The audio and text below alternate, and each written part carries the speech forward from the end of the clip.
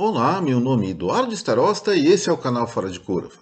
Gente, vamos começar hoje falando do mundo. A OCDE, que são os países mais ricos do mundo, e o Banco Mundial fizeram grandes revisões da sua perspectiva do crescimento dos países no mundo agora para 2022.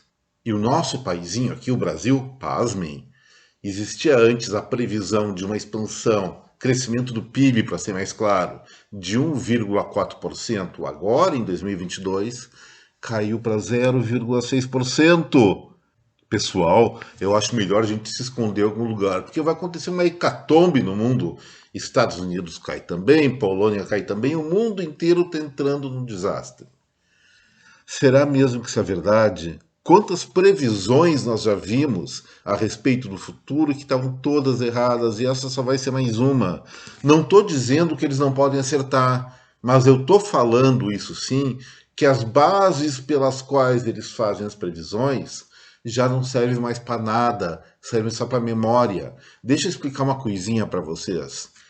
Normalmente, quando os economistas, especialmente as academias, elas vão projetar o que vai acontecer nos próximos meses, anos, décadas, elas usam o que se chama de modelos econômicos. Esses modelos são uma série de equações, algoritmos, vamos falar assim mais modernamente, que consideram os principais fatores da dinâmica da economia, atribuindo uma ponderação para eles. Por exemplo, no Brasil, a agricultura corresponde a 12% do PIB, mais ou menos, entre 10% e 12% conforme o ano. Então, eles vão colocar previsão de um crescimento agrícola de 5%. 5% aplicado a uma ponderação sobre o total de 12% e assim por diante.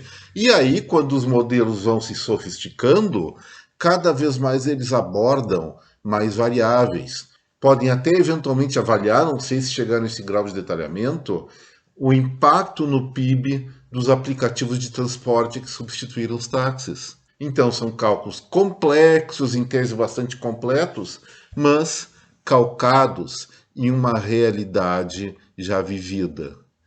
E será que a gente pode dizer que a realidade do mundo e a realidade do Brasil, nesses 2 últimos ou 3 últimos anos, ela já foi vivida, pelo menos na história recente? Eu tenho a convicção que não, pessoal. 2020, 2021 e até agora parte de 2022, o fantasma da pandemia. A partir de fevereiro, guerra na Ucrânia e na Rússia, outras pendengas geopolíticas. Então, as condições do mundo estão mudando e é claro que o comportamento do mundo, das pessoas que habitam esse mundo, mudam conforme se transformam as questões objetivas. Vamos pensar na vida de cada um. A nossa intensidade de sair de casa, fazer um lazer, fazer um turismo, ir num barzinho, ir no cinema, é a mesma antes de 2020, antes da pandemia, até 2019? Para a maior parte das pessoas, eu acredito seriamente que não. E o comportamento também de consumo mudou. Por enquanto, ainda nós estamos mais caseiros, os nossos eixos decisórios mudaram, assim como mudaram várias tecnologias. Olha como nesses 2, 3 anos os aplicativos de comunicação melhoraram. Hoje não precisa ir viajar para o outro lado do mundo para fazer uma reunião, o que era muito comum até 2019. Usam desses aplicativos tipo Friends e outros que o problema está resolvido de maneira muito mais ágil. Então, tem sim mudança de comportamento. Pessoalmente, nesses momentos, na verdade, historicamente é o primeiro momento, pelo menos a minha geração está vivendo tamanhas incertezas. Eu diria o seguinte: vamos ser humildes, vamos avaliar realmente qual é o potencial, qual é a efetividade dos nossos instrumentos de precisão, ver que eles não são preparados para incertezas que não existiam antes e botar o rabinho entre as pernas, como se fala, e simplesmente afirmar é uma incógnita. De acordo com o modelo antigo, pode acontecer isso, mas esse modelo, como eu falei, ele é antigo, não vale mais para hoje. Sobre o Brasil, aí sim eu acho que dá para falar um pouquinho. Essa expansão que teve no primeiro trimestre, que foi acima do que esses analistas que têm modelos previam, e aqui no Fora de Curva a gente acertou por ser sensível a essas mudanças, eu diria o seguinte: não acredito que o produto interno bruto do Brasil cresça da maneira como a OCDE e como o Banco Mundial está vendo, de 0,4% ou 0,6%. Acho que vai ser sensivelmente maior. Talvez chegue a superar 2,5%, com aquela questão que eu falei antes, nas outras edições do Fora de Curva.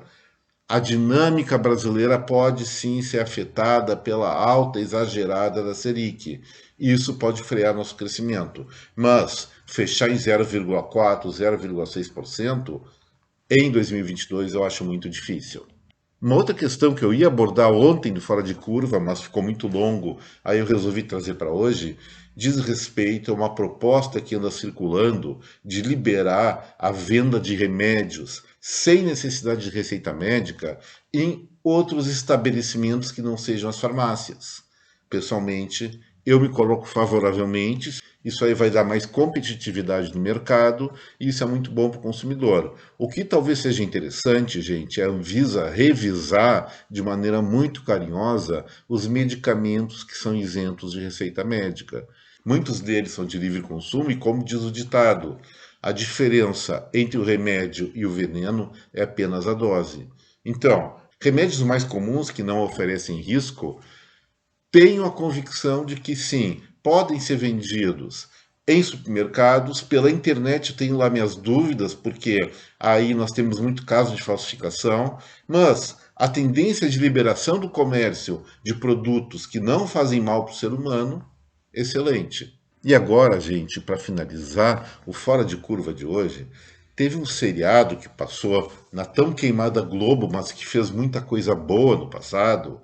O nome do seriado era O Bem Amado. Até houve uma novela com esse nome, eu acho que foi dirigida pelo Dias Gomes. E nesse seriado existia um município nordestino, que não sabia bem onde é que era, chamado Sucupira, onde o prefeito queria a todo custo inaugurar um cemitério, só que ninguém morria naquela cidade. Foi um enredo que deu espaço para um monte de confusões, e aí esse thriller aí foi muito divertido realmente. Mas olha só, na cidade de Cuernavaca, no México, nessa terça-feira, ou seja, ontem, era para ser inaugurada uma ponte. O prefeito, os vereadores, as autoridades locais foram lá todos pimpões caminhar sobre uma ponte que era ponte para pedestre. E aí, na travessia tão esperada dessa grande obra da municipalidade, que daria mais poder político ao líder local, a ponte, que é feita de uma estrutura metálica com madeira, enfim, uma ponte para pedestre, como eu falei, ela caiu e todo mundo caiu no chão. Ainda bem que não foi de uma grande altura, algumas pessoas tiveram umas escoriações leves, ninguém se machucou seriamente, mas foi uma atrapalhada típica da antiga Sucupira, que certamente ainda emana muitos dos municípios brasileiros, tanto na sua política rasa como no seu folclore. Então, nossas condolências ao pessoal de Cuernavaca, no México, mas isso é uma coisa típica de Brasil, não desses mexicanos plagiadores. Ponte que cai na inauguração tem que ser aqui no Brasil. Ponto final. Especialmente ponte para pedestre que não machuca ninguém. E com essa, gente, o Fora de Curva de hoje fica por aqui. Espero que você tenha gostado desse vídeo. Se gostou, não esqueça, botão no like, compartilhe esse vídeo com a sua rede de contatos e, principalmente, vamos se inscrever aqui no nosso canal para fazer ele crescer. Um forte abraço a cada um de vocês. Muito obrigado pela atenção. Até breve. Tchau.